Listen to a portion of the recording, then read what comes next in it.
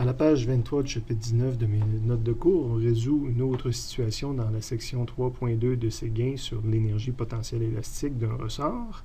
Il s'agit de la situation 2, intitulée « Le travail effectué par un ressort idéal prise 2 ». Donc, on retravaille encore sur une situation pratiquement similaire à celle des vidéos précédentes. On peut lire le nouveau libellé à la page 333 de Séguin. On fait une interruption pour aller en prendre connaissance. Et au retour, on fait une deuxième lecture, on identifie les données, les ajouts, les modifications. Bon, ce qu'on nous dit, c'est qu'on suppose que le bloc a une masse de 3 kg, mais j'espère que c'est plus qu'une supposition, que c'est la donnée du problème. Donc, la masse est égale à 0,3 kg. Évidemment, je vais avoir le même dessin que tout à l'heure. Et je vais avoir ma masse qui s'ajoute sur le bloc ici. On nous ajoute aussi que lorsqu'on a commencé, le bloc était à vitesse initiale de 0 mètres seconde. Et probablement qu'on le tenait, puis on a lâché, puis on va nous demander quelle est la vitesse finale rendue à l'autre bout. Je rappelle que ce n'est pas la partie où on était symétrique, donc j'ai comprimé de 0.2, puis je regarde la vitesse quand il est étiré de 0.1. On avait les mêmes données donc que dans la situation précédente. Force de frottement est égale à 0, K est égal à 40. L'étirement initial, c'était notre 20 cm avec un signe moins parce qu'on est comprimé.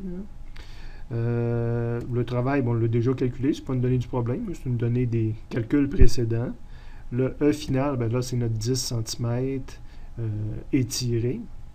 Et on nous demande quelle est la vitesse, justement, lorsqu'on est à ce 10 cm-là étiré. Évidemment, c'est un ressort. Si on lâche ça, si on comprime, qu'on le lâche, il va se rendre, on a vu la symétrie, il va se rendre jusqu'à 20 cm et il va reculer. Là, on fait qu'on le lâche, puis quand il passe à 10 cm, il continue encore vers l'avant, quelle vitesse qu'il va. Donc, je vais avoir une vitesse comme ça, qui est ma vitesse finale à ce moment-ci.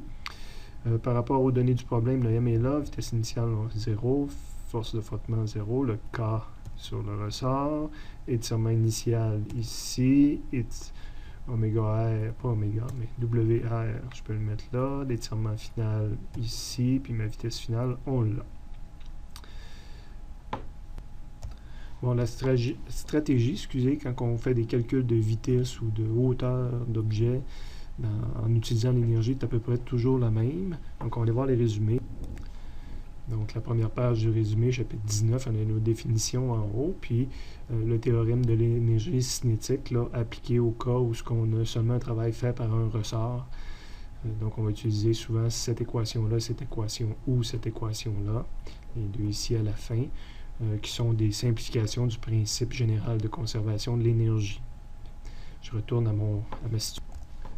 Donc, je vais démarrer avec ça, qui n'est pas un démarrage classique où je n'essaie pas de me trouver nécessairement une équation pour le point d'interrogation qui est ici, mais que je démarre plus en me disant je vais prendre le théorème de l'énergie cinétique lorsque la force résultante est tout simplement une force de ressort. Je viens par le droit, comme ça. Je vais sauter les premières lignes pour vous montrer comment que je l'aurais officiellement résolu. J'aurais copié ce qui était dans mon formulaire, donc la simplification du principe de conservation de l'énergie que j'ai parlé tout à l'heure. Et après ça, ben, je trouve des formules. Dans le chapitre précédent, on avait une formule pour le K final. Dans le chapitre actuel, on avait une formule pour le UR final. Chapitre précédent, une demi-MV initiale au carré, puis une formule pour le UR final. Initial, excusez-moi d'avoir pris le mauvais terme. Je suis prêt à mettre les chiffres, en tout cas identifier ce qui est connu et inconnu, notre masse de 0.3.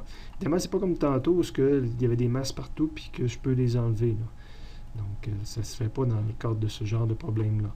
Donc, une demi 40, mon E final qui est le point 1 ici au carré, une demi M, mon M.3, vitesse initiale qui est à 0, plus une demi, le K qui est à 40, E initial qui était à moins 0.2 au carré. Prochaine ligne, je ne suis pas dans mes habitudes, mais je fais plaisir aux étudiants, je travaille avec des chiffres. Donc, à chaque endroit que je pouvais mettre un chiffre, je l'ai mis. 0.2, 0.8, il nous reste à isoler vitesse finale là-dedans. Ça va être, en bout de ligne, je vais avoir une racine qui va se prendre, évidemment, parce que lui va se retrouver tout seul, puis je vais prendre la racine des deux côtés. Le 0.8 est déjà du bon bord, il va avoir moins 0.2, donc 0.8 moins 0.2. Le 1,5, ça devient un 2 qui va aller multiplier de l'autre côté éventuellement. Puis le 0.3, ça devient une division de l'autre côté. Et j'obtiens ma réponse finale. Les lignes que je n'ai pas décachées, ben, c'était la démonstration, dire, dans le fond, on part toujours du théorème de l'énergie cinétique, mais c'est déjà fait sur le résumé, hein. C'est pour ça que je dis je peux partir avec celle-là. Donc, théorème de l'énergie cinétique qu'on a vu dans le chapitre 17 qui s'écrivait comme ça. Le travail total, dans ce cas-ci, c'est le travail fait par un ressort. Le travail fait par un ressort, on a vu qu'on pouvait le remplacer par moins delta UR. Puis delta UR, ben, c'est UR final moins UR initial. Et là, je retravaille cette équation-là, puis ça donne celle-ci. Mais moi, je vais décoller directement avec celle-ci. On réalise, si on l'aurait fait comme ça, on aurait pu aussi utiliser, étant donné qu'on avait déjà calculé notre travail, notre 0.6 joules, le mettre ici. Puis on aurait eu un K initial de 0, parce qu'on était, fait que j'aurais eu K final est égal à 6 joules, puis le K final, c'est une demi-MV finale. Donc ça aurait été possible de le résoudre à partir de cette ligne-là, mais ça ne montrait pas l'application du principe de conservation de l'énergie d'une forme qu'on va utiliser beaucoup plus couramment. Ça revient également à dire que le K final, c'était UR final moins UR initial. Oh, ces deux lignes-là, c'est pour arriver au moins 6 joules de toute façon. Je ne les aime pas. Le problème est déjà résolu. L'année prochaine, ils ne seront même pas dans le texte, puis on va les effacer dans la vidéo éventuellement. Bon, comme on a déjà vu, quand on fait de la conservation d'énergie, on a toujours deux grandes stratégies pour démarrer notre problème, soit la forme finale initiale, qu'on a ici, finale initiale, ou la forme delta. Donc, j'utilise la forme delta, puis j'oublie la démonstration, mais je vais sur les résumés. On l'a vu tout à l'heure, c'est delta K plus delta UR est égal à 0.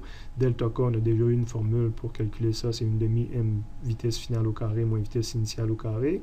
Et delta UR, on a une formule aussi pour calculer ça, c'est une demi-K E finale au carré moins E initiale au carré. Évidemment, là, j'ai une demi dans tous les termes, je peux diviser par une demi, donc je peux les enlever. M et K, je ne peux pas faire le même travail. Puis dans ce cas-ci, ben, j'ai tout simplement réalisé que vitesse initiale était égale à 0, puis le reste, ben, je ne peux pas l'enlever. Et là, je n'ai pas travaillé avec les chiffres, j'ai isolé ma vitesse finale sans travailler avec les chiffres. Donc, vitesse finale est ici, je vais avoir une racine à prendre. Les deux termes qui sont là vont aller de l'autre côté.